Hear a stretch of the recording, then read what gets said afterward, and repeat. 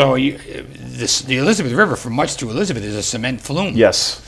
A little tough to redo a cement It's flume. extremely tough if it was already, built to maximum dimension up against property lines, et cetera. I guess there are other things that you can do further upstream, perhaps another channel, perhaps increase the amount of wetlands that you have to mitigate storm surges and impacts. Fills tend to compact and harden the surface, which causes more runoff, which causes increases in your flow. So human impact caused a problem, and it can also there are ways to fix it. Does the Army Corps get involved with many organizations for Earth Day projects? Or are we special? You're special in this area. Nationwide we do, but in the New York, New Jersey region, Future City is the one that we've been partnering with for the past few years. We would love to partner with folks on the other side of the Hudson, but for recent years we've been coming over here with Future City. We're not complaining, Mark. That's it, yeah. and we're happy to be invited back.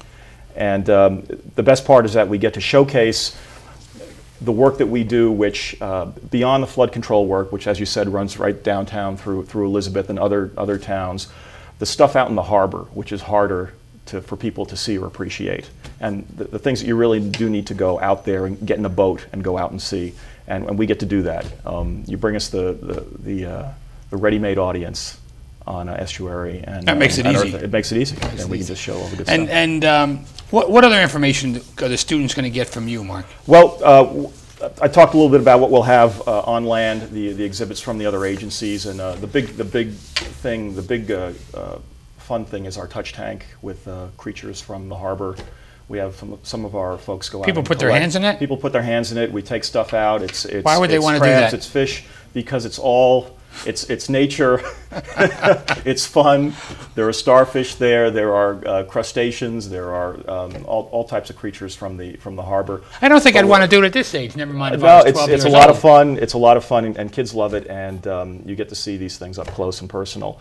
We're also going to take folks out on a boat, and well, that's good. They're going to get to see. They're going to get to see dredges operating, digging the channels down to 50 feet. They're going to get to see wetlands and nature and wildlife that's out there. And also, they'll get to see some historic ruins, although as the years go by, those get fewer and fewer. And we can talk about that. What is a historic ruin? Historic ruins are the things that are left over from our maritime heritage. Like old piers? Old piers, docks.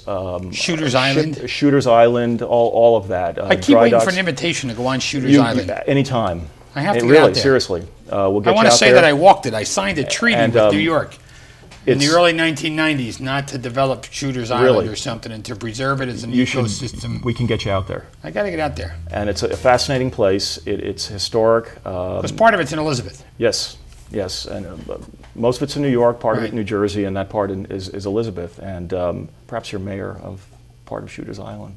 Maybe that's right. I'm a mayor of a few egrets. Too bad they don't vote. But those are the historic ruins that, as our water gets cleaner, those tend to start to fade away. People remove them? No, they're eaten. What do you mean they're eaten? They're eaten by wood-boring organisms, and as our water quality comes back from the harbor, that takes its toll on the man-made structures and wooden structures that are left in the harbor from ages past. Will be eaten. Eventually. Did you know that, John? I didn't know that for certain, but it's along the lines of these artificial And you have a reefs doctorate, right? that are out there. Yeah, Doesn't geez. mean I know anything or everything. How many years is Future City involved in this now? We've been involved for 5 years, including the estuary events that you've mentioned, and since the incorporation of the Watershed Association, which is a little bit more recent, 3 years back. And we think it's a pretty strong partnership. Each year we bring on new partners, as Mark mentioned. While we have a good core of activities, we always try to add something new. This year at Kane, we have a new Institute for Urban Ecosystem Studies. So I have some colleagues working more on the biological aspects of water quality, where my expertise is more on the physical water itself and the earth science aspects related to weather and climate.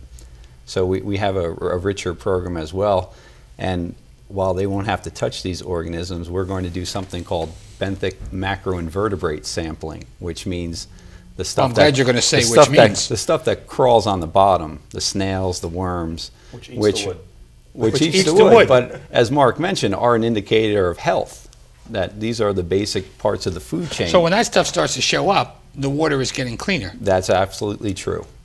So we actually had a representative from the EPA come during the week to show our students what a really healthy stream looks like, and you see all kinds of organisms that pop up just living under the rocks. So you're saying the water in the sediment. Arthur Kill in this channel that you're dredging, Mark, is in the last 5 years, 10 years, is getting much cleaner than it was in the 50 before that? The water itself is clean. The problem is the history of pollution, which we've talked about on previous shows, that before the EPA became involved in the 70s, there was little regulation on pollution. So wastewater from plants, including very bad things like dioxin, carcinogens, lead, arsenic, that stuff has been locked away in the sediment. So the Corps does a nice job when they actually analyze what's going on to make sure that that contaminated stuff gets put in the right place. So they have very special dredges for that.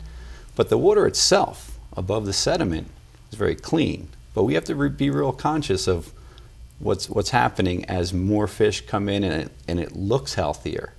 We're not saying the fish are healthier. So while there might be an abundance of fish, the fish are still eating things that live in the sediment and actually accumulate more of the toxins than just the things that live in the sediment themselves. Now, Mark, as you remove the toxins and you re-dredge, do the toxins come back further upstream?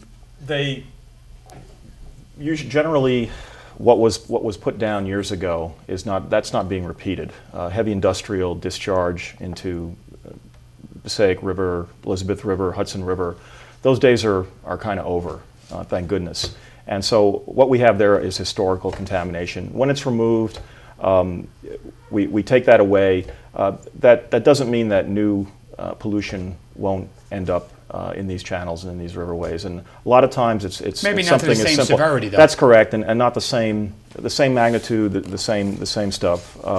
But it is, people still need to be conscious of something as simple as what they're putting down their drain in their home or even in the street. In the year that we've gathered, since we've gathered last and talked about Earth Day, how do we keep getting the word out? I mean, I know you guys do your educational materials, but has anything new? I mean, the internet's had to help somewhat, would you say? Or I mean, you get students coming through Kane. We'll start with you, Mark. The whole Earth Day, a lot of talk lately about global warming, and that's really making people think about the environment, man's impact on the environment. I think that in recent months and the events of international events of late are making people think about what they're doing to the environment.